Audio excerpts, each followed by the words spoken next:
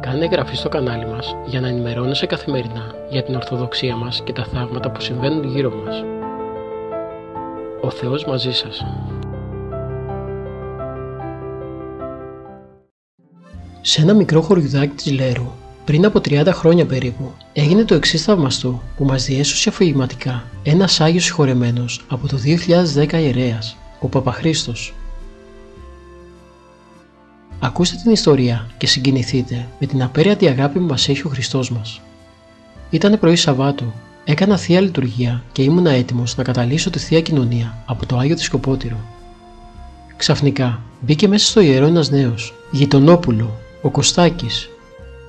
Λαχανιασμένος, ιδρωμένος, όλο αγωνία και μου είπε «Παπαχρήστο μου, σώσε μας. Ο πατέρας μου νιώθει ότι πεθαίνει και θέλει να τον εξομολογήσεις, να τον κοινωνήσεις». Με έλουσε κρύος υδρότας.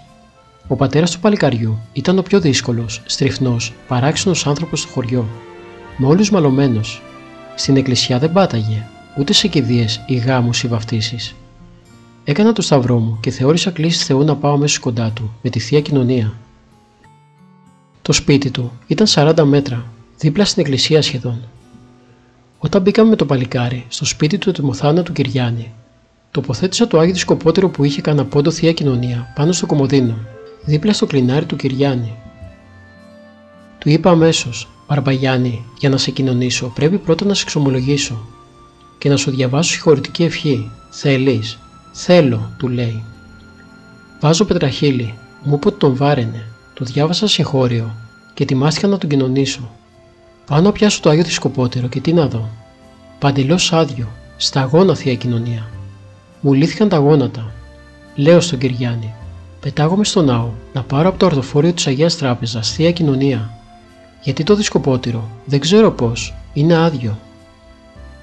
Αρχίζει να κλαίει με λυγμούς ο Κυριάννης και να λέει: «Για μένα το κάνει ο Χριστός, παπά μου. Ό,τι σου εξομολογήθηκα πριν ήσαν όλα ψέματα. Γιατί ντρεπόμουν να πω τα αληθινά μου αμαρτήματα, που είναι πολύ βαρύτερα. Όμως αν θέλεις, κάτσε να σου κάνω πραγματική, ειλικρινή εξομολόγηση». Έτσι και έγινε. Του διάβασα δεύτερη συγχωρητική ευχή και τον παρακάλεσα να περιμένει να πάω πίσω στο ναό να φέρω Θεία Κοινωνία. «Πήγαινε», μου απαντά ο Κυριάννης, «σε προσμένω». Πάω να σηκώσω το Άγιο Δισκοπότηρο και ακούστε θαύμα. Ένας πόντος Θεία Κοινωνία μέσα. Έκαμα το σταυρό μου.